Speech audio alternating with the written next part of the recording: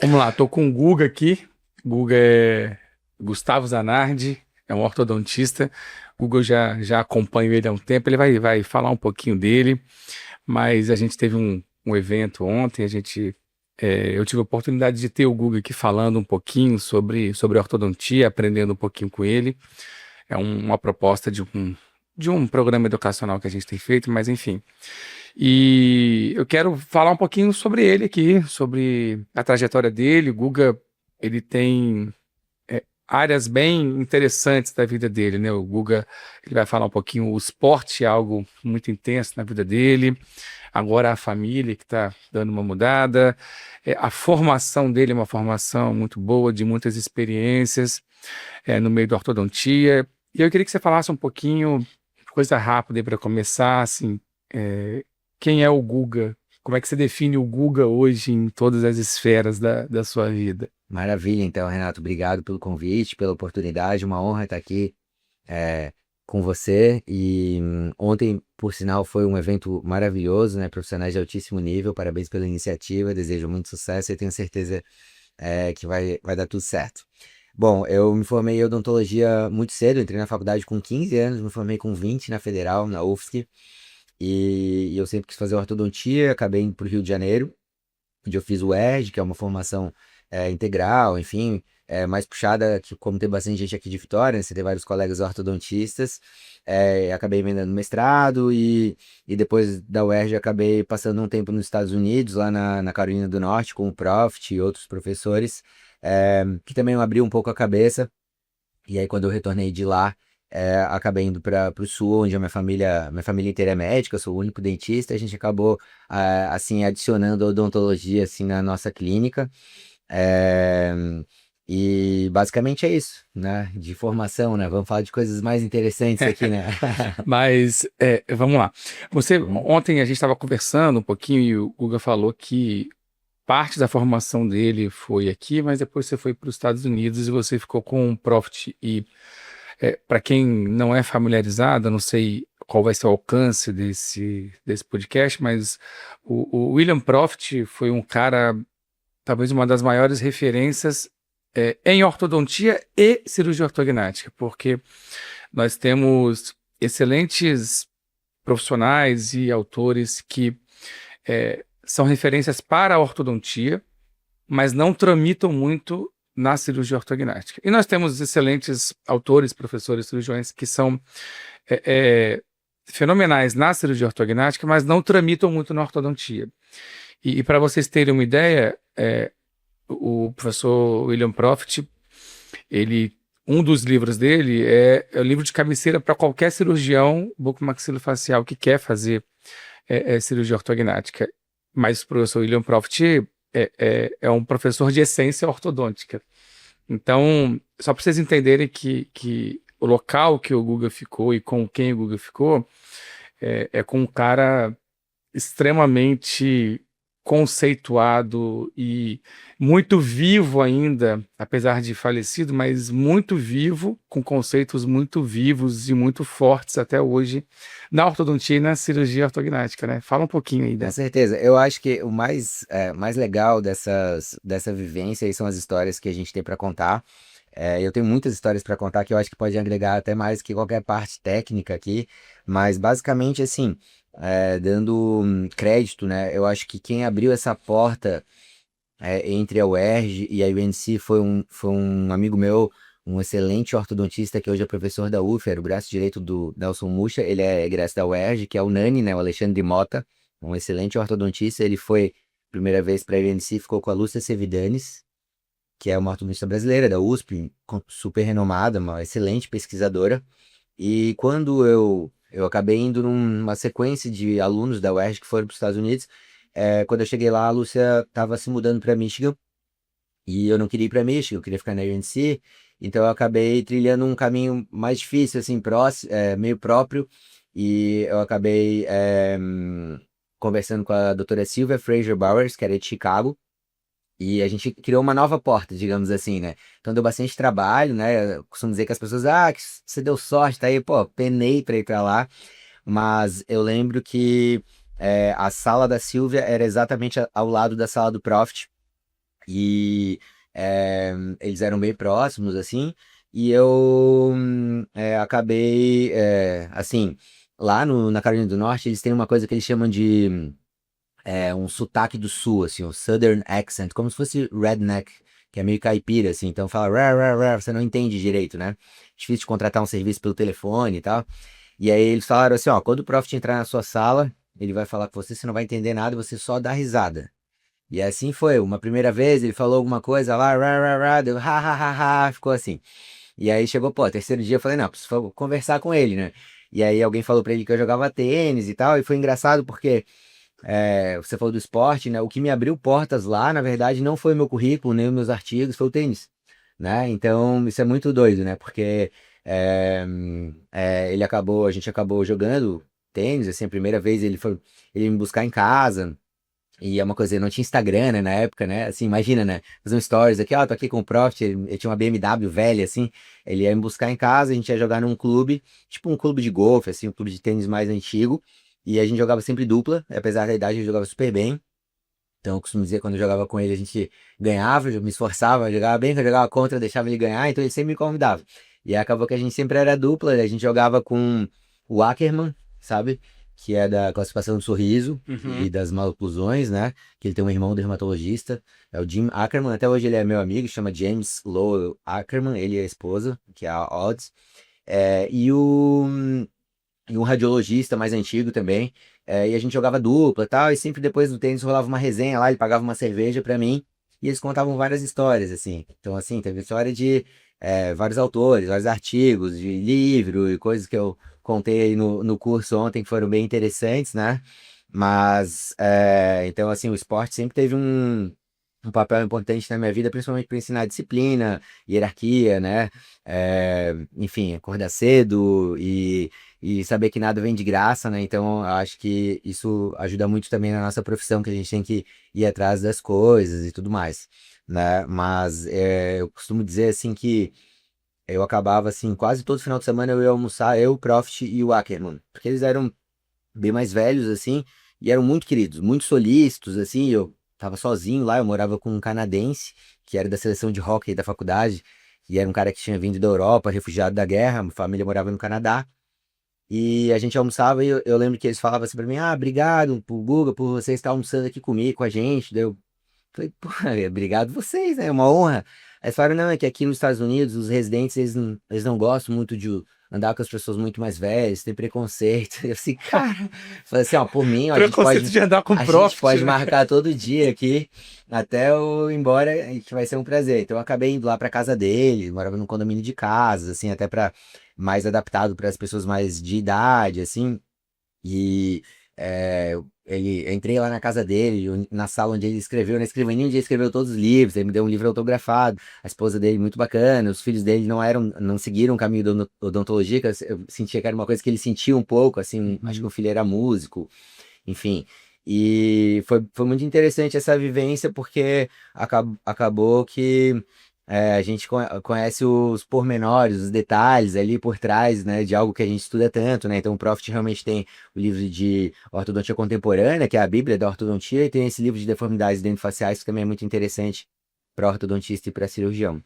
E se a gente falar um pouquinho ainda nos Estados Unidos, qual foi a maior diferença que você viu, positiva e negativa em relação à ortodontia brasileira e à ortodontia americana? E o que que você mais, assim, isso aqui é um grande diferencial que eu pude aplicar, eu estou aplicando até hoje na minha rotina, e isso aqui é uma coisa que não acho que vale a pena. Você tem muito claro isso em Muito mente? claro. Eu acho que a ortodontia americana e brasileira elas têm diferenças bem claras para mim, mas assim, não posso deixar de citar e agradecer também, porque na época o meu orientador da UERJ era o Marco Antônio Almeida, que era o coordenador, né? E ele me deu um pouco de carta branca, assim, porque o que eu acabei fazendo foi como se fosse um mestrado sanduíche que não existia, né? Então, após meu mestrado, fiquei lá bastante tempo, mais tempo do que o devido, e eu tinha uma certa liberdade, então eu ia em todas as clínicas, eu consegui, através do Ackerman e do Profit, eu estagiei numa clínica de uma dentista, de uma ortodontista lá da região, chamada Caroline Chick Hill, que era uma das melhores clínicas da região, muito gente fina, assim. Então tem aquela ilha de materiais no meio, 10 cadeiras, uma cadeira mais fechadinha, que era para consulta inicial, e ali eu vi como é que funcionava. Então, assim, muito diferente daqui, né? Então, as dental hygienists, né, seria auxiliar daqui, elas têm uma formação diferente e pela legislação elas também podem fazer mais Uhum. atendimentos. Então, acaba que o ortodontista lá, eles têm essa visão mais de business, né, de número, de empresa, que é muito importante. No entanto, acaba caindo um pouco a qualidade. E é difícil da gente replicar isso aqui no Brasil, porque, veja, meus pacientes hoje, eles querem ser atendidos por mim, né? Então, se eu colocar lá 10 auxiliares para atender eles, podem ser atendidos, mas possivelmente eles não vão. A maioria dos meus pacientes, o meu perfil de paciente aqui no Brasil, ele quer ser atendido por É você, como né? se fosse assim, Uhum. quanto maior o ticket, quanto mais high ticket, mais aqui no Brasil o paciente quer você. Lá, quanto mais empresária a pessoa é, menos ela quer atender e mais ela quer Total. delegar, E né? assim, a ortodontia, assim, saiu quando eu tava lá, eu fiquei lá em 2009, 2010, saiu, assim, na lista das profissões mais bem pagas, dos Estados Unidos, tava cirurgia plástica, ortodontia, veterinária, assim, então era muito bom. Então, o ortodontista lá, ele acaba se aposentando cedo, e ele vende a clínica de acordo com o número de pacientes que ele tem. Então, ele já vende a clínica com a Entendi. clientela e vai jogar golfe lá. Então, assim, é uma profissão extremamente rentável. Mas o que que eu senti, assim, eu tive a oportunidade de fazer lá um doutorado, estava comentando com você, de genética em classe 3, e talvez até de, quem sabe, ficar lá. Mas eu senti, assim, como aqui talvez tenha cortes da edição, né? Pode falar palavrão. Mas assim, tem um amigo meu brasileiro que mora lá, eu tenho muitos amigos que estão lá, muitos muito bem, outros tem que ter perfil para morar lá, né? Então, fiquei quase 2 anos lá e tem a definição desse meu amigo para mim é perfeito, que ele fala assim, que lá é tudo bom, mas é uma merda. Qualquer coisa bota o pi aí. E aqui é tudo uma merda, mas é bom. E o que que isso quer dizer, assim? Porque falta algo lá, né? Quem é brasileiro, assim, cara, essa coisa do contato, assim, o cara que era canadense, ele falava, you are a touchy person, tipo, não encosta em mim, né? Como assim, pô, dá um abraço aqui. Churrasco, comida, o jeitinho e tal. Pô, eu tomei multa porque minha roda do carro tava 10 centímetros fora do quadradinho ali. Então, assim, lógico, tudo funciona muito bem lá. Então, depende muito do perfil. Eu conheço várias famílias que foram pra lá porque tiveram experiências muito ruins aqui com sequestro, alguma coisa assim, e a segurança em primeiro lugar, tudo bem. Mas eu ainda acredito, assim, né? Cada um tem a sua experiência própria. Eu sou muito mais feliz lá em Balneário Camboriú. Hoje eu não iria pra lá por dinheiro algum. Porque eu já estive lá, né? Então, assim, pra mim faltava algo, assim. Eu sempre tinha essa sensação, assim, que, poxa, tem muita coisa boa, mas eu não tô tão feliz, tá faltando algo, assim, hoje eu me considero muito mais completo, talvez até pela maturidade, assim, mas, assim, com todos os defeitos do Brasil, essa insegurança, pô, questão da política, é complexo, assim, empreender no Brasil é matar um leão por dia, a gente sabe como é difícil, né, o governo, o Estado acaba atrapalhando bastante ao invés de ajudar, mas ainda assim, eu acho que nós temos. Eu acho que o brasileiro é mais feliz, pelo menos na minha concepção. Então, assim, os brasileiros que eu conheço que estão lá, eu tenho um grande amigo que hoje ele é diretor clínico de Harvard, que é o André Weisheimer, e ele também penou para chegar lá. Assim, as pessoas hoje, que legal, tá aí, pô, ele tá há 20 anos ali na luta, cara, de excelência em tudo que ele faz, assim, cada artigo dele, você olha assim, cara, da foto. A mecânica, a revisão, ao inglês, a aula dele, os slides, é tudo, sempre com excelência. Então, assim, é lógico que ele iria chegar lá em algum momento, né? Mas, assim, eu costumo dizer que todo mundo quer ser o Cristiano Ronaldo, mas ninguém quer fazer o que ele faz para chegar lá, né? Não sei que é só a parte boa, né? Então, assim como tem ele lá, eu tenho.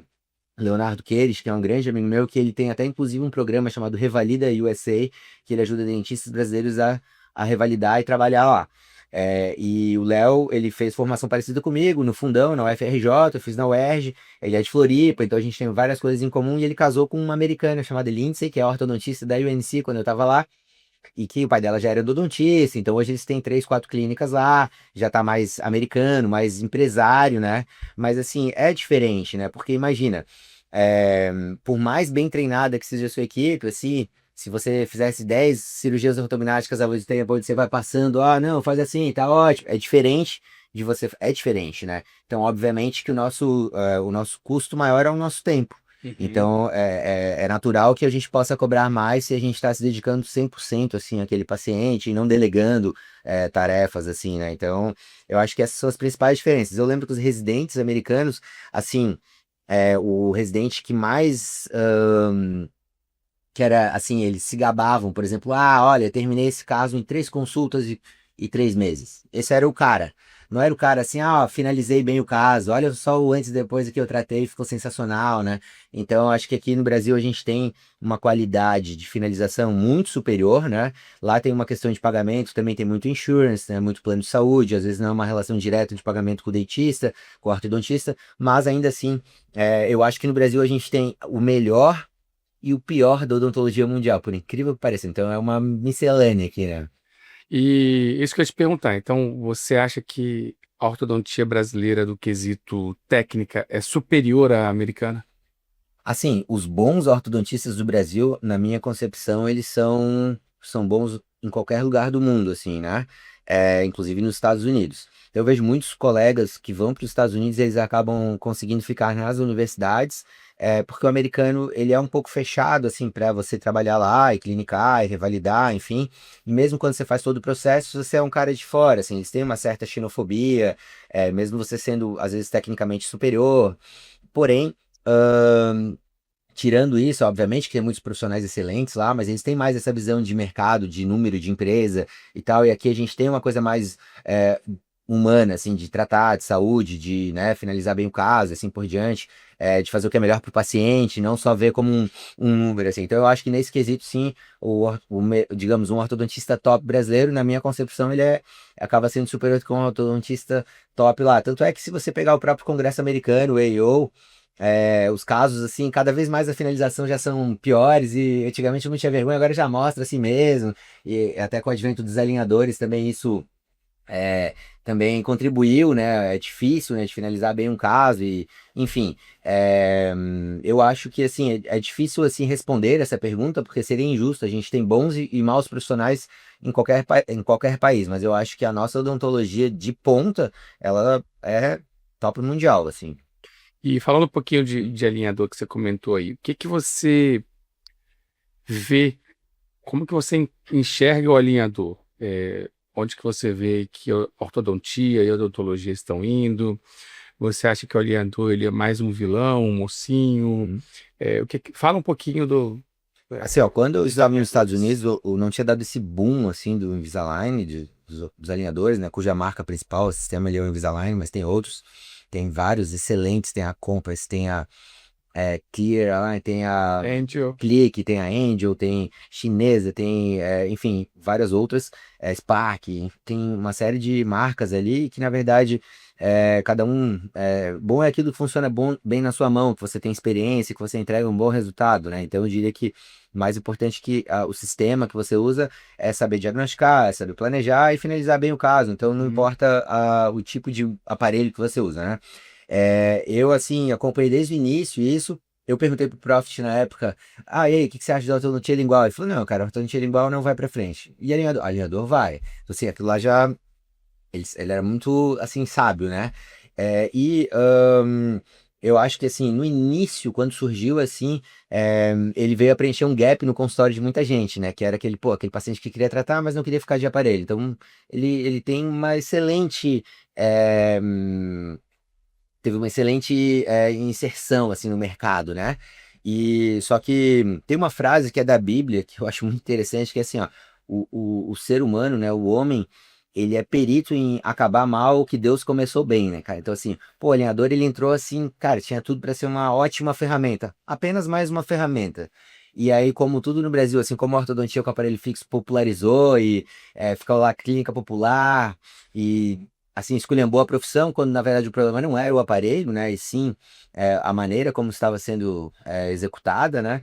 Foi a mesma coisa que aconteceu com os alinhadores, né, as empresas elas acabaram entrando nos consultórios, eh, e assim, até de certa forma doutrinando alguns colegas mais menos experientes, assim, como que você tem que vender, o que que faz, o que que não faz, quando na verdade, assim, pô, um laboratório não vai entrar lá no médico e fala, ó, para de prescrever isso aqui, agora é isso aqui. Não, acho que o médico ou o dentista, enfim, o profissional da área da saúde, ele tem que ter discernimento, assim, nem todas as novidades você vai pegar, como eu falei ontem, assim, algumas são boas, outras não servem para você, outras não têm benefício para o seu paciente. Então, eu acho, assim, coisas boas dos alinhadores.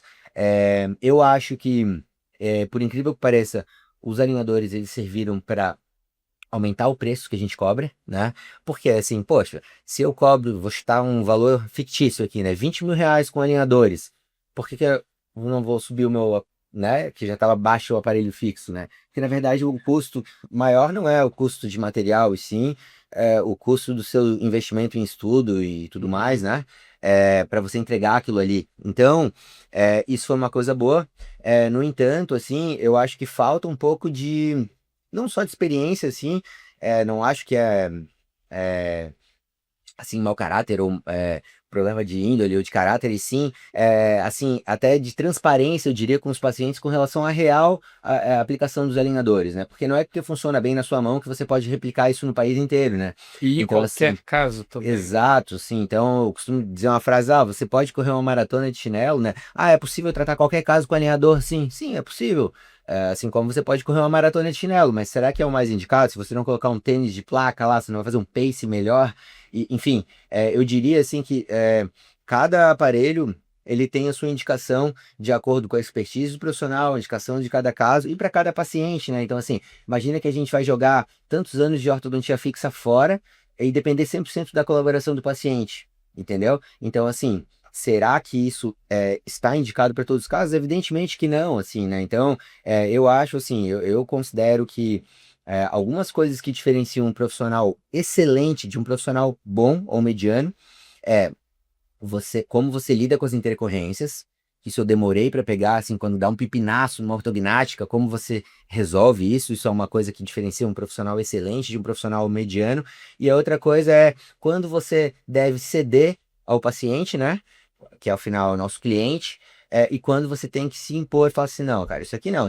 Chega lá para sua esposa, que é dermatologista, ó, eu quero colocar, sei lá, 1 litro de injetável no bumbum lá, é possível? Ela fala, não, não dá. Aqui, ó, limite aqui, ó, o artigo é aqui, a saúde é aqui, minha expertise é aqui, para você, pelo seu biotipo, é isso aqui. Então, um profissional bom, ele não tem medo de perder o paciente. E assim, nem todos os pacientes, eles são para você, você vai perder, mas na verdade você ganhou, entendeu? Você vai retratar esse caso, ou você não vai pegar um paciente que teríamos muitos problemas. Então, eu acho que nesse mercado, assim, que está muito competitivo nessa concorrência, esse número de faculdades, e especialistas tão grandes no Brasil, acaba que tá todo mundo precisando, então o cara não quer perder o paciente, então não, vamos, sabe? E isso acaba indo contra, né? Então eu tenho um posicionamento muito firme, assim, muito transparente, assim, tem um teste em odonto que a gente chama de Dodder Test, né? Que é, assim, você faria na sua filha o que você está indicando pro seu paciente, e eu sempre falo isso pro paciente, assim, ó, eu jamais faria algo no paciente que eu não faria na minha filha, que vai nascer ainda, mas em mim, né? E a mesma coisa que eu falo aqui, eu falo para minha auxiliar, para as minhas auxiliares, para os meus pacientes, para minha esposa, para minha família. Então, assim, meu avô me ensinou isso. A única maneira de você não lembrar o que você falou é falar sempre a verdade. Então, as pessoas elas vão, você não precisa agradar a todos. As pessoas elas têm que gostar de você por quem você é de verdade. E assim, é natural que algumas pessoas não gostem disso e vão para o outro caminho. E, não, eu quero esse profissional porque ele faz exatamente o que eu quero ouvir. Tudo bem. Você não vai atender todo mundo, né? Tudo não terás e nem Deus agradou a todos, quiçá a nós, né? Então eu acho que essa questão dos alinhadores tem prós e contras, né? E hoje a gente está passando por assim, uma geração mais nova com uma formação mais imediatista, menos carga horária.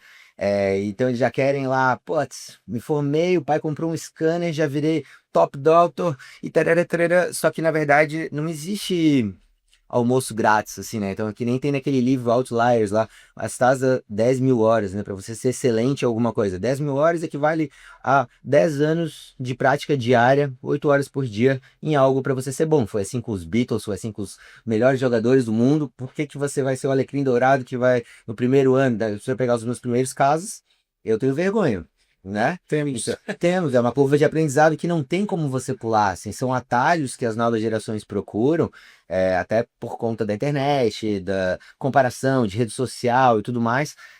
que eu acho que isso é uma coisa que deveria voltar, né, para a nossa profissão voltar a ser valorizada. Agora, Então, me preocupa um pouco isso nos alinhadores, sim. agora os alinhadores, é, os alinhadores nada mais são do que substituição do aparelho fixo por aquelas placas, né? Aqueles plásticos que a gente diz, eles simplesmente pegam o movimento ortodôntico que vai ser feito e picotam em placas, e aí o paciente utiliza isso semanalmente, enfim.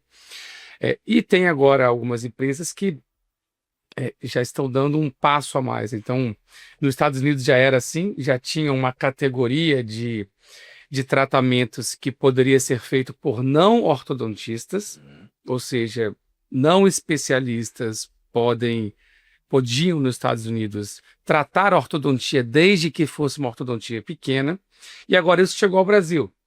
Então agora não ortodontistas podem fazer ortodontia pequena.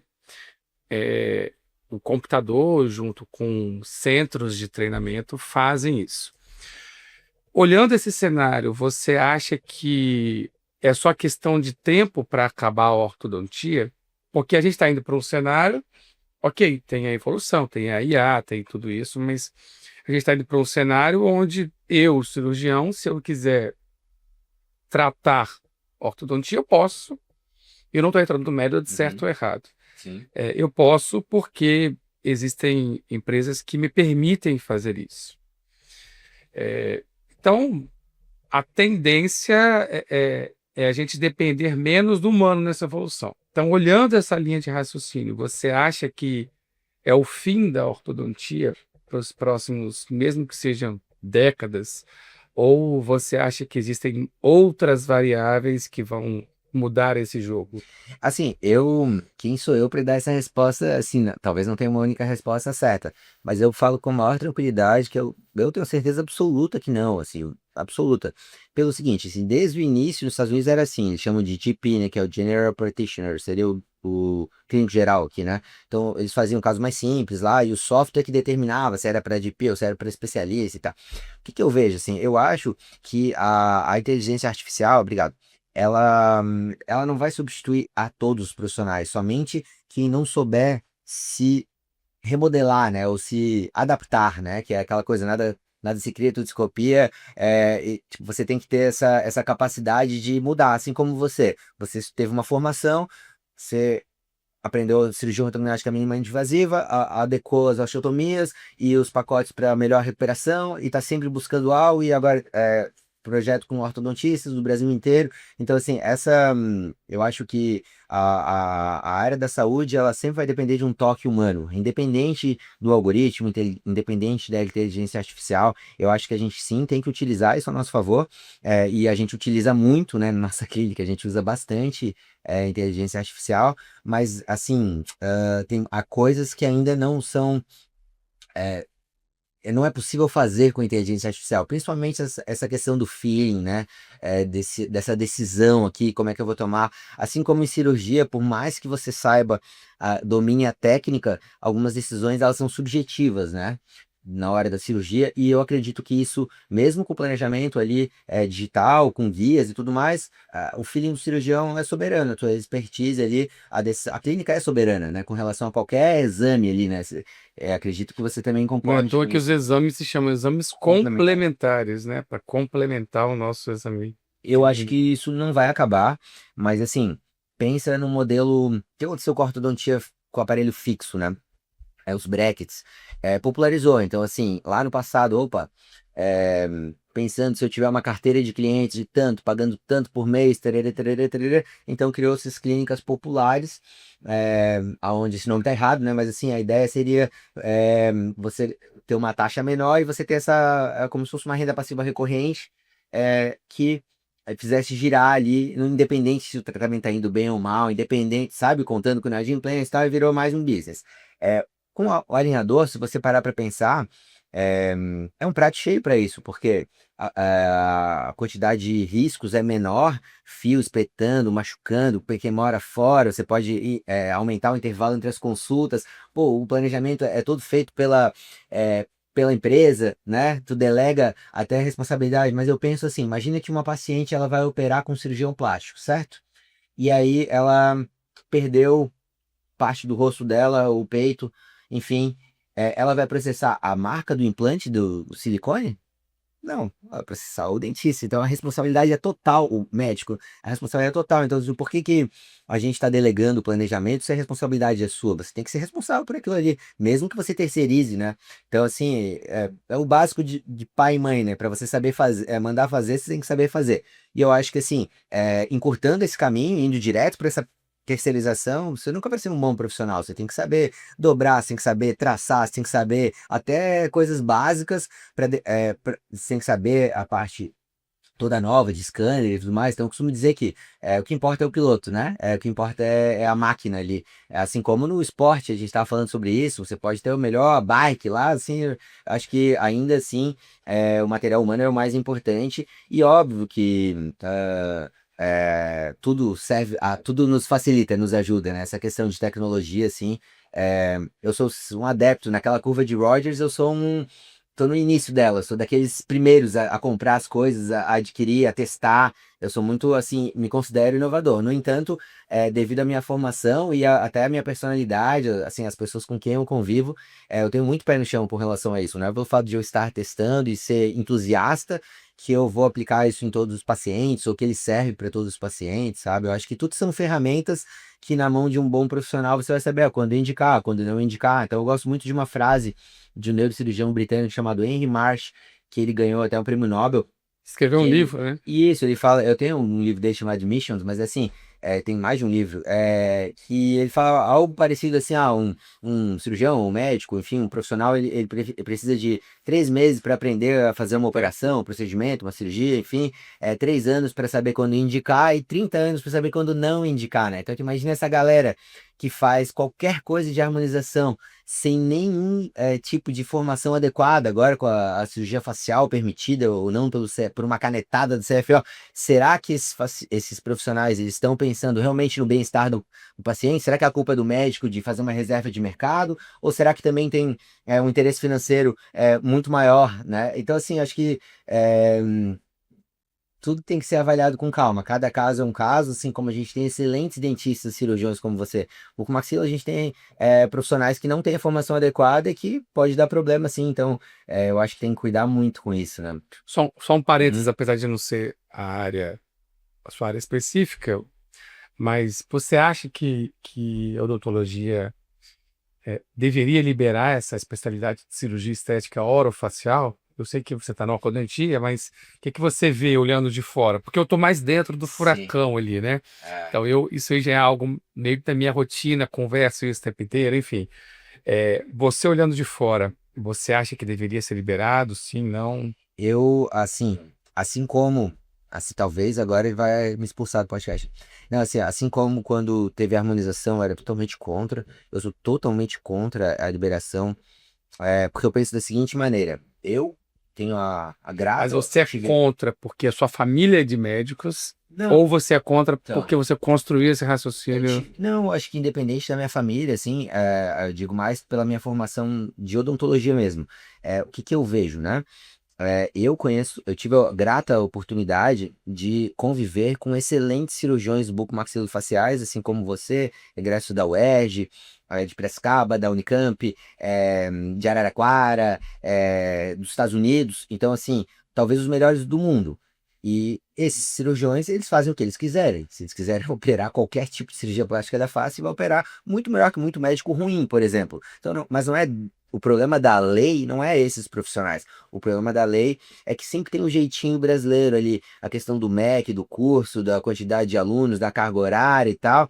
E a impressão que eu tenho é que não está sendo feita da forma correta, assim, está atendendo interesse de alguns apenas.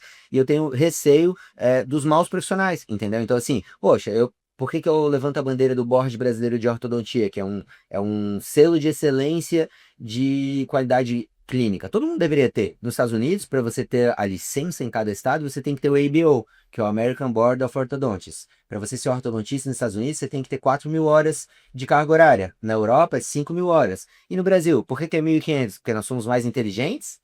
Possivelmente não. Tá entendendo? Então, assim, aqui sempre tem essa. Então, assim, pô, agora vai ter uma. Ah, agora pode fazer, porque pela lei do CFO eu posso fazer. Então, assim, não me preocupo com bons cirurgiões bucomaxilofaciais. Me preocupo é com o dentista que quer. Assim, quando você vai atrás do que dá dinheiro, você nunca vai ter dinheiro. O dinheiro, ele é uma consequência de você ser excelente em algo. E para você ser excelente em algo, tem muito chão, entendeu?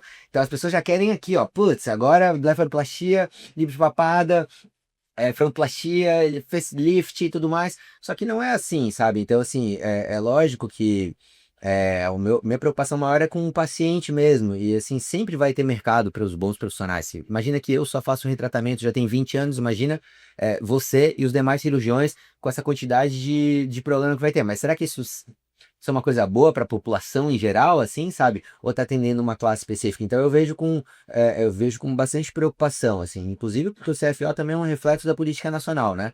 Assim, Uhum. problema atrás de problema, de escândalo, então assim, não sei se representa a maioria dos dentistas, assim como a política, né? Eu tive um professor que ele falava isso. O limite da sua atuação tem que ser o limite do seu conhecimento. O problema é que isso é muito subjetivo, né? Se todo mundo fizesse isso na prática, não, eu tenho conhecimento para fazer uma rinoplastia. Tem mesmo? Tem, ok. O problema é que hoje em dia todo mundo fala que tem e não tem, né? Eu também sou um grande crítico, não da liberação, mas da forma como é liberado, né? E eu lembro que antes de liberar a ROF, ninguém, o dentista clínico ou o dentista de modo geral, que não trabalhava em alguma área muito específica, não fazia a mínima ideia, não queria saber, não era assunto de conversa, anatomia de face. Aí agora liberou, não, nós somos De especialistas em anatomia face. de face, agora todo mundo fala de Conveniente, né? face. Falei, pô, mas até ontem você não sabia que era uma artéria, você não sabia nada, agora você sabe tudo. Então, esse é o grande problema, né? A gente querer atalhos para o sucesso, né? Deixa, Atalhos para assim, a remuneração. sem dar nome aos bois, assim, tenho grandes amigos que são donos de franquias odontológicas, são empresários que eu conheço de fora da odontologia. Converso muito com eles, mas assim, uma dessas franquias, por exemplo, era uma franquia especialista em três coisas: harmonização, lentes de contato, que esse nome tá errado, e alinhadores.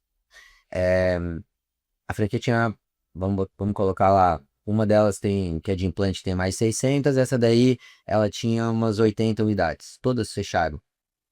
Por quê? Porque esses três procedimentos, vamos colocar assim, eles são altamente dependentes do operador, entendeu? E por que que eles pensaram nesses três? Porque é o que dá dinheiro, né? Então, é a mesma linha de raciocínio para a maioria dos colegas, imagina, né? Então, eu penso assim, eu acho que se houvesse uma formação adequada, eu conheço dentista que faz coisa melhor que dermato. Tem dentista de harmonização fenomenal, mas é a minoria. Entendeu? Então, assim, quando a gente fala em lei, que todo mundo pode, e tal, me preocupa o que a gente não vê. E lógico, também a mídia, por exemplo, ela mostra muito mais quando dá um problema relacionado a um dentista do que com um médico. Tudo bem, né? Então, assim, existe sim a reserva de mercado, existe. Os dermatos, por exemplo, tiveram que se atualizar. Você pode falar com a sua Reinventar. esposa, eu tenho a minha irmã, dermato, a gente tem na nossa clínica mais de 15 dermatologistas. é, Quem faz a harmonização na nossa clínica são os dermatos, né? A gente faz alguma coisa de bruxismo, surgir gengival, alguma coisa associada, mas geralmente parte estética ali. Mas por que que eu vejo isso? Eles também tiveram que se reinventar, melhorar a técnica de anestesia, que a odonto é muito melhor, assim, muita coisa. Então eu acho que é, o bom profissional ele tem seu espaço, desde que ele seja capaz, né? Assim, o problema é que sim, se a pessoa não tem informação adequada, ela não sabe lidar com intercorrência, como é que ela vai fazer um procedimento? Não sabe quando indicar, não sabe quando contraindicar, né? Cadê as 10.000 horas ali? Não dá, esse curso 5, baixa carga horária, pouco paciente, eu acho que não deveria ser liberado, sabe? Assim, como não sei qual que é não estou por dentro da carga horária ali, dos termos, mas eu vejo com muita preocupação isso, assim. A gente também. Uhum. Bom, vamos mudar um pouquinho de assunto. A gente estava conversando ali no carro, você falou, teve uns insights legais em relação à parte de saúde, enfim, a mudança que você fez na sua vida, né? de rotina, enfim. Eu queria que que a gente voltasse um pouquinho nesse assunto, porque achei que foram uns insights legais em relação à sua disciplina, é, é, como você organiza a sua vida, família, trabalho, esporte, como que você entende a sua vida de modo amplo, entendendo que equilibrar os pratos nem sempre é ter todos os pratos equilibrados, né? Às vezes um vai estar menos, outro vai estar mais, enfim. Queria que você falasse um pouquinho, até porque é, o Guga, ele, além de ter uma rotina muito intensa na ortodontia, ele é um triatleta também. Projetos. Então o Guga gosta muito tá focado muito nisso, vai falar um pouquinho. Tem a família agora. Então, como é que você equilibra tudo isso? Como é que você vê esse equilíbrio? Essa frase que a gente comentou agora no carro, quem falou para mim a primeira vez foi o professor Jonas Capelli Júnior do Rio, que é um grande amigo meu, foi meu professor na UERJ, que ele falava que a vida é como se a gente fosse um equilibrista de pratos, né? Você tem o prato da saúde, prato dos amigos, prato do trabalho, e prato do lazer, prato da família, enfim, várias situações. Então, assim, às vezes você tá super bem, nossa, minha família tá aqui redondinha, opa, mas aqui as minhas contas estão preocupadas. Daí você dedica, ó, agora a clínica tá super bem, putz, mas eu tô com sobrepeso, meus exames deram errado, meu amigo infartou, fazer um check-up aqui. Então, putz, agora a saúde tá bem, tô bem no triatlon, mas eu tenho que ir lá. Então, tá sempre, eu não diria nem equilíbrio, né? Não sei se essa palavra existe mesmo, né? Mas, assim, fala que quem precisa de equilíbrio é criança, né? Homem precisa de direção, né? Eu gosto dessa frase mais da Bíblia. Mas o que que eu vejo? Eu, assim, há pouco tempo atrás, eu sempre fui uma pessoa muito intensa. Então, eu sou de esporte de raquete, sou do tênis desde pequeno. E é, acabou que por um tempo de faculdade, foi pra festa, e sedentarismo e tudo mais, e acabou que eu tava com sobrepeso, depressão, transtorno bipolar, uma série de outros problemas, tomando bastante medicação. E embora eu tivesse muito mais tempo livre, assim, eu acho que eu era bem menos feliz e menos realizado, menos útil, assim, né? Eu falei, não, eu quero ser um adulto funcional. Então, quando eu comecei no triatlon, faz pouco tempo, foi em outubro, novembro do ano passado, eu costumo dizer, eu sou bem focado e dedicado nas coisas ali, né? Sempre faço a playlist bem certinho. Inclusive, esse assunto tá aqui porque o Renato não acreditou que eu ia correr hoje com outro colega aqui. A gente foi correr lá 10 quilômetros de manhã, às 6 da manhã. E eu costumo sempre seguir, assim. Então, eu costumo dizer, criança faz o que gosta, adulto faz o que tem que ser feito. Então, o triatlon e outros esportes, o mental é muito forte, né? Então, o pessoal acha que quem faz um Ironman físico é fenomenal. Geralmente esse atleta ele tem um mental mais forte até do que o físico, porque assim, a maioria das vezes você não tá bem, você dormiu mal por causa da filha, você tá com dívida, com boleto, com problema, e aí, qual é o cérebro tenta te sabotar? Não, não vai treinar, né? E se você vai treinar nesse dia, você sobe um degrauzinho no mental, entendeu? Então eu costumo dizer que toda vez que a gente vai sem estar afim, pode ser o pior treino da vida, acaba sendo os melhores. E você vai sendo o mais forte, assim é a vida. A gente nunca tá no total é, conforto, né? Tem uma frase que eu gosto muito, é assim, ó, não existe conforto na zona de crescimento e não existe crescimento na zona de conforto. Então, a zona de conforto mata, né? Putz, agora eu comprei minha casa, né? E assim, isso, quando você acha que você tá bem, é o princípio do fim, você vai começar a declinar. Você tem que estar sempre querendo melhorar. Então, assim, um dos meus lemas de vida, assim, é 1% melhor a cada dia, seja em qual parte da vida que for, assim. Eu gosto de aprender, assim, muito, né? Então, até foi o André, que tá em Harvard, que me ensinou isso. Tem um princípio do budismo zen lá que chama Shoshin, Shoshin, né? Um símbolo chinês.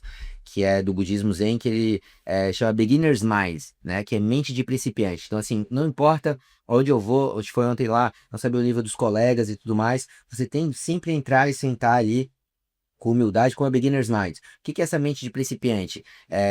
Se você tá com a cabeça assim, putz, cara, eu sou o cara mais foda aqui da roda, eu sou o melhor da roda, que eu sou o melhor cirurgião, você não vai absorver mais nada, né? Num copo cheio, copo meio cheio, não entra mais água, entendeu? Então a ideia da beginner's mind é que você sempre pode aprender e melhorar. Né? E eu acho que isso, o esporte me ensinou muito isso. Por exemplo, pra mim é muito mais confortável ficar no tênis, onde eu tinha facilidade, E ali eu sou ruim em tudo, né? Em nadar, pedalar, correr. E o que que é legal isso? Porque tu tá sempre, assim, querendo se superar, melhorar, ou, assim, todo mundo se ajuda. Eu vejo que é um meio muito bacana, né? Então, eu acho que, sim, a disciplina, a determinação, elas vão te levar muito longe, assim, muito mais, a constância é muito mais importante que a intensidade que eu tinha antes, né? Então, é difícil ter essa constância, né? Então, eu acho que eu tô aprendendo muito nessa fase com isso, né? E você acha que o esporte ele foi o grande transformador desse seu mindset? Ou Eu acho teve, que. o que que foi? Porque você disse que você era um pouco mais sedenta, por Uhum. mais que tivesse o esporte desde o início, você disse que de um tempo para cá o esporte te ajudou a sair de algumas crises. É, Talvez o esporte tenha sido maior ou você considera outra coisa? Eu acho que a maior virada de chave teve a ver com Deus e não com o esporte. Assim, o esporte é fundamental, né? Mas eu acho que nessa que eu estava nos Estados Unidos e faltava algo, eu acho que esse algo assim era realmente porque a gente tem o costume, é católico e vai na missa e tal, mas é uma coisa mais por obrigação, assim. Então eu acho que eu desenvolvi mais assim a minha fé, a espiritualidade de uns 2, 3 anos pra cá. Eu acho que isso que foi um grande divisor de águas, assim, com relação a você se sentir completo, ou preenchido, ou mais feliz, né? Então, porque a felicidade, na verdade, ela não é um destino ali, né? Embora pareça clichê, se a gente não souber aproveitar aqui os pequenos bons momentos, fui correr aqui hoje de manhã, nosso café aqui, nosso podcast, hoje a gente vai almoçar juntos. Se você não for feliz nas pequenas coisas, quem dirá que você vai ser com bilhões na conta e não sei o quê? Se você ficar sempre esperando algo, esse dia não vai chegar. Então, acho que a gente tem que aprender a ser grato, e a gratidão é uma coisa difícil de sentir mesmo, né? Porque assim, como que eu posso ser uma pessoa ambiciosa e sempre melhorar, s- mas sendo grato pelo que eu tenho? Esse que é um desafio, porque se você se acomodar, você não vai sair do lugar. Se você estiver sempre mirando algo lá na frente, como se fosse uma ansiedade, um excesso de futuro, você nunca vai estar correndo atrás do rabo ali e nunca vai ser feliz. Então, assim, eu acho que esse que é o grande desafio da vida, né? Eu vejo, Hum, eu falo, tem essa mesma linha de raciocínio e eu separo muito entre ambição e ganância. Acho que todos nós temos que ser ambiciosos nas nossas áreas. E, ambição é querer mais, ganância é querer mais só para você. Então eu vejo muito isso. A gente tem que querer mais, porque senão a gente estagna, né? Nós somos seres criativos. Isso desde do início da criação. é, a gente não, Deus não deu uma listinha para Adão e Eva, né? Ele falou, cara, cria, dá nome aí, cuida. Então, ou seja, agora é com vocês. Se gira aí, eu tô por aqui se precisar de alguma coisa, mais ou menos isso. Então, ele não colocou é, é, as regras, tiveram regras claras, mas de modo geral, o que que ele quer dizer? Sejam criativos. E o ser humano é um ser criativo por essência, né? eu complementaria até assim que acho que a ambição é você sempre querer melhorar ou querer algo a mais, né? Não necessariamente algo material, mas a ganância, viu? Ser ganancioso seria a qualquer custo, né? Então, assim, a que custo você vai chegar lá? Eu vou ter que prejudicar essa pessoa, fazer isso aqui errado, né? Eu acho que daí já vai para esse lado. Então, eu acho que a definição de sucesso, assim, é você vencer na vida sem perder a sua essência, né? Sem prejudicar os outros necessariamente. Então, sucesso é muito subjetivo, né? Porque quando você é criança, sucesso é andar, depois é ter um carro, depois ir no banheiro sozinho, e depois é velho, vai regredindo ali, o cara volta para os mesmos desafios ali, né? Então, assim, geralmente quem é mais jovem tem tempo e disposição, mas não tem dinheiro. Entendi. Aí o cara tá mais velho, tem grana, mas não tem mais saúde, não tem mais. Então, assim, pelo que eu vejo, assim, e estudo. Até mesmo tem uma matéria em Harvard sobre isso, que é de felicidade, bem interessante, eu já li aquele livro. Mas assim, as pessoas que estão na beira lá do leito de morte, tem uma delas fala assim, olha, eu queria ter aberto mais uma clínica, eu queria ter feito mais cirurgias, eu queria ter comprado uma casa lá em Vila Velha maior. Não, geralmente são coisas que importam mais nessa escala ali de prioridade. Então, acho que a grande sacada tá em você definir, sabe, ter bem claro para você quais são os seus valores. Eu demorei muito para saber isso, porque eu ficava muito irritado com algumas coisas na vida, e depois eu descobri que, assim, o que me deixava realmente irritado, e ainda deixa, é quando as coisas elas ferem os meus valores, né? Então eu já sei hoje quais são os meus valores, né? Por exemplo, Deus, família, justiça, trabalho, estudo, pessoas que eu admiro, sabe? isso, quando é ferido, pô, é uma coisa que me incomoda, entendeu? Então eu já sei, pô, eu não tô errado de estar irritado. Eu posso não falar nada, mas eu não vou contra os meus valores, então é aí que entra os seus princípios. E eu acho que isso tem muito a ver com o que a gente estava até conversando ontem dos pacientes. Os pacientes, eles nos escolhem pelos seus valores. Os meus pacientes são todos meus amigos, a gente tem uma relação muito além de odontologia. Eu indico para eles serviço de toda a clínica, não só de saúde, mas de seguro, de viagem, é uma relação de confiança, né? E é assim que eu também contrato as pessoas, né? Eu quero um cara que eu possa contar para qualquer coisa. Então, eu acho que essa relação a IA não vai ter e nos Estados Unidos também não tem. Então, essa relação é só aqui e é só para algumas pessoas. Então, por isso que eu acho que a nossa profissão é muito legal, ela nos dá muito de volta, né? Vai ser muito mais do que eu dou.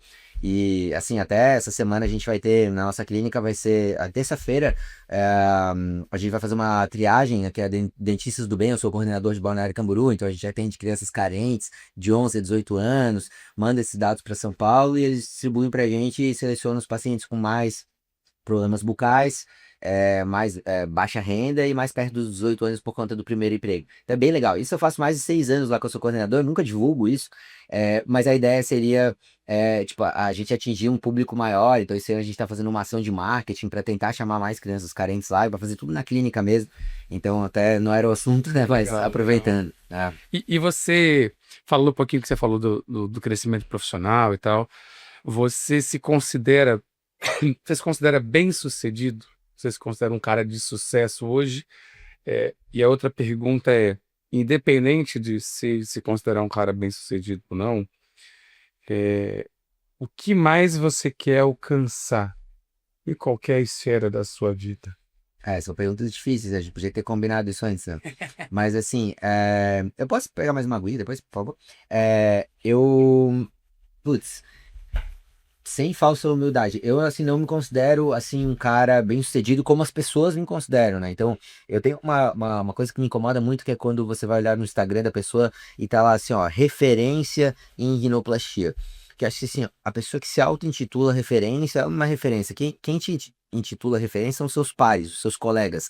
E é o seu encaminhamento. Eu recebo encaminhamento do Brasil inteiro. Então, eu tenho certeza que eu posso ser uma referência pelos encaminhamentos que eu recebo, dos profissionais que eu recebo, né? Assim Sim. como quem me indicou, por exemplo, para falar com você foi o Brandão, que é um dos melhores ortodontistas aqui da região, e assim, o meu relacionamento é muito bom nessa questão.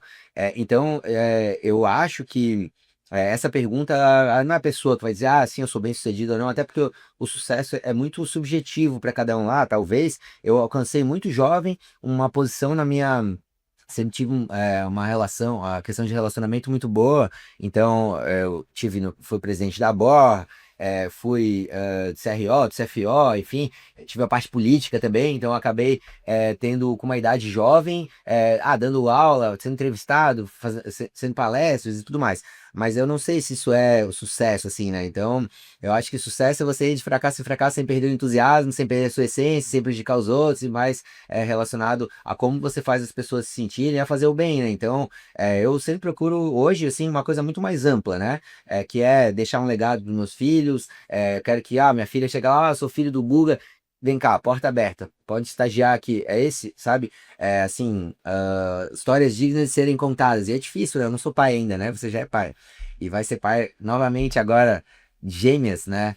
Imagino como é que tá aí, mas eu penso que é difícil você ser um exemplo, né? Uma coisa é você falar, né? Outra coisa é você ser o exemplo o tempo todo, né? No trânsito, não pode xingar ali, né? Mas não pode mais ficar irritado, né? Então, assim, é uma outra responsabilidade, até porque elas absorvem pelo exemplo, né? Então, eu acredito que é isso, assim, eu acho que a minha definição aí de sucesso seria ser melhor a cada dia, e eu tenho muito a melhorar em vários aspectos, assim, sabe? E se, vamos lá, se a gente pudesse, a gente vai gravar esse podcast, mas se a gente pudesse guardar essa parte final agora para Luísa, o Guga tá esperando a Luísa, tá com 30 Isso semanas mesmo, para 26 de junho. e está chegando, tá na expectativa aí, ele já falou isso várias vezes, 26 de junho, 26 de junho. Quer dizer, né? Mas O tempo de Deus, né? Mas a é o que cesárea tá eu, marcada, né? é o que eu te falei, Uhum. é o que eu te falei na nossa primeira conversa, há alguns meses, no WhatsApp, eu falei, ó, você vai ver que ter filho, ser pai é uma transformação. Se o esporte te transformou, se Deus te transformou, você vai ter uma outra transformação. Mas isso você vai ver. Mas se a gente conseguisse congelar essa parte agora, final, que a gente já está finalizando, e pudesse dar alguns conselhos para a Luísa, e ela vai assistir isso aqui só com 10 anos, depois com 20 anos. Vamos colocar com 18, com 15 anos ela vai assistir isso que você vai falar agora. Independente de ela seguir a área da saúde, odontologia, medicina ou não, é, quais conselhos você daria para ela? Eu pergunto isso porque uma vez eu ouvi uma frase que fica muito na minha cabeça, que o jeito mais fácil de você prever o futuro é conversar com os Real. mais velhos. Uhum. Então, se você quer saber o que vai acontecer com você, quais são os seus próximos, o que que você vai desejar quando você for pai, o que que você vai desejar quando você for avô e o que que você pode se arrepender no leito de morte, converse com os mais Eu velhos. adoro conversar com os mais velhos, que é aquela história É, que a gente falou do Profit. Então, assim, voltando à pergunta anterior, eu acho que agora é que vai começar a nossa vida, né? Então, assim, pra mim, filhos são bênçãos. Apesar vai ter privação do sono, vai ter 3 filhos, é muito caro. Cara, o saldo é muito mais positivo do que negativo. Assim, no final das contas, não tem preço, né? Você vai ter outro. Tenho certeza que a gente seremos bons pais. A minha esposa, assim, já é uma mãe fantástica, nem nasceu, assim, dá pra ver que vai aflorando esse instinto materno, várias coisas, assim, muito doidas, né? Mesmo sem ela ler sobre, estudar, já vai acontecendo naturalmente. Então, assim, eu pretendo sim ser um bom pai, digamos assim, que vai ser um objetivo. Então, o sucesso vai começar daqui pra frente. Daqui a 10 anos eu vou te falar assim, o que que seria um sucesso. Ah, minha filha querer estar comigo, né? Gostar pelo exemplo. Ah, não, eu vou querer fazer tal coisa porque o pai faz, né? Pelo exemplo. Agora, assim, dicas que eu daria pra ela são dicas que eu daria pra qualquer profissional mais jovem. Assim, primeiro, eu acho que a gente não deve correr atrás de dinheiro, e sim ser bom em algo e fazer a diferença na vida das pessoas. Então, primeiro, investir em formação, né? Então, eu diria que os nossos filhos eles têm que ter 3 coisas, né? Ele tem que ter um esporte para aprender disciplina e tudo mais, tem que respeitar os pais e tem que estudar, né? Essas são coisas importantes. É, obviamente que mudou muito, assim, essa questão de, hoje se eu tirar só 10 eu vou ser um excelente profissional. Hoje mudou muito a questão de currículo, de faculdade, né? Então, assim, até acho que parte desse ensino poderia até ser defasado, né? Por exemplo, imagina na nossa época a gente ia bem em português e mal em matemática. Daí o que que eles faziam? Bota no reforço de matemática, mas às vezes ia ser o cara do português do mundo, ao invés de estimular no que você é bom, né? Então, assim, tem muitas variáveis. Acho que mudou bastante o ensino e eu tenho a cabeça bem aberta nesse sentido. Se pudesse mudar para fora, para ter uma experiência assim como eu tive, acho que seria bem legal. Mas, sim, investir na formação para que você não dependa dos outros, tanto mulher quanto homem, assim, você ser. O conhecimento é algo que ninguém nunca vai tirar de você, né? Meu avô falava muito isso pra minha mãe. É, segundo, assim, eu acho que tudo que você fizer tem que fazer com excelência. Então, sim, muitas vezes colaboradores da nossa clínica, às vezes elas, pô, ela faz a limpeza lá, mas faz tudo nas coxas lá, é rápido e tal. Ela nunca vai subir na vida, assim, essa história, assim, lá, as meninas sabem, eu sou bem exigente lá. Elas falam, isso aí é trabalho do outro. Se alguém falar isso pra mim, tá na rua, porque na verdade tem que sempre fazer a mais, sempre fazer a milha extra que eles falam, né? Então lá em Roma, naquela época, o que acontecia? Os soldados, eles tinham uma lei, né, em Roma, que quando o soldado te encontrava, você era obrigado a carregar o armamento dele, as coisas dele por uma milha. Né? E o que que Jesus falava? Ele falava que a gente tem que fazer a milha extra. Se ele te der, para fazer não só essa milha, mas mais uma milha. E é isso, eu faço isso. Eu chego mais cedo, saio mais tarde, eu sou muito proativo, eu espelho isso das pessoas que estão com a gente, que elas sempre façam a mais, né? Não só um checklist, mas sim se surpreenda. Essas pessoas é que vão ser bem-sucedidas, na minha opinião, em qualquer área que elas fizerem, assim, né? Então, quando a pessoa tem a tesão, assim, ela gosta daquilo ali, e você começa a ver resultado, e a pessoa fala, nossa, você mudou minha vida. Aí eu acho que o negócio tá começando a andar, assim, você achou aquele tal do propósito, né, onde você é bom e aí você vai ser remunerado, e não o contrário, né? Então, assim, peraí, eu vejo muita gente, assim, fazendo o inverso, ó, quais são as opções que eu tenho? Ah, não, vamos fazer aqui dermato, então, aqui dá dinheiro. Os dermatos que eu conheço foram atrás da grana, não foram bons dermatos. E eu falo isso com propriedade, eu tenho muito mais, assim, convívio no meio médico do que no meio odontológico, né? Então, além desses conselhos, eu acho que uma das coisas que nos diferenciou do Homo sapiens que evoluiu é a questão de saber conviver em sociedade, de se adaptar, né? Então, assim, hoje a gente tem muita informação, grupos, etc., que eu acho que é muito válido. E também essa questão que você falou dos mais velhos, é como eu encerraria que é a questão dos mentores, né? Embora essa palavra esteja muito banalizada. Hoje em dia, um mentor é um cara que já conseguiu o que você quer fazer, mas de verdade, né? Não só assim na internet, e que ele pode encurtar esse teu caminho. Eu tive vários mentores, eu só tô aqui hoje graças a pessoas que me ajudaram muito. Assim, me ajudaram com aula, me ajudaram com uma oportunidade. Não, vamos falar aqui nesse congresso. Então eu ajudo muitas outras pessoas. Tipo essa corrente do bem, né? Então eu tava até conversando com a minha esposa esses dias sobre isso, porque ela tem um ateliê de pintura e ela ela ensina de graça na internet. Ela perguntou: será que eu faço? Será que eu não faço? Falei, cara, faz assim, porque a concorrência ela acontece lá embaixo. No topo, as pessoas se ajudam. Quanto mais pessoas você ajudar, tu não vai perder cliente, aluno por causa disso, né? Então eu acredito muito nisso, assim, de você fazer o bem vai voltar. Se não voltar pra ti, ele vai ajudar outra pessoa e você vai deixar um mundo melhor. Não pode esquecer que a gente vai embora daqui, ninguém vai lembrar da gente, mas a gente vai deixar um mundo melhor pros nossos filhos e tudo mais. Então acho que seriam esses os conselhos, humildes Legal, conselhos, né? legal. Bom, conversei um pouquinho com o Guga. Guga, obrigado por aceitar o convite, estar com a gente aqui não só no jantar, mas aqui no podcast. Só tenho a desejar o melhor para você. Esse nosso convívio deu para comprovar o cara diferenciado que você é, não só na mente, mas no coração. Então, obrigado mesmo. E eu torço para que esse podcast ele atinja quem tem que ser atingido e que as suas palavras, a sua experiência, a sua vivacidade em falar, as suas histórias atinja pessoas, transforme pessoas, motive pessoas para buscarem essa excelência igual você busca. Amém, Obrigado, Tito. obrigado, Obrigado Aurélio, de muito coração. o convite. Pode ter certeza que se eu tô aqui é porque os nossos valores são parecidos também, né? Assim como os pacientes que eu falei, né? E você está de parabéns, não só pela clínica, mas pela iniciativa ali. Eu acredito que toda iniciativa, assim, cujo objetivo principal é realmente difundir conhecimento, ajudar os outros, fazer network, enfim, todo mundo crescer, ela deve ser incentivada. Esse foi um dos motivos pelo qual eu vim para cá. Eu acredito no projeto e desejo muito sucesso e felicidade com a vinda das gêmeas, né?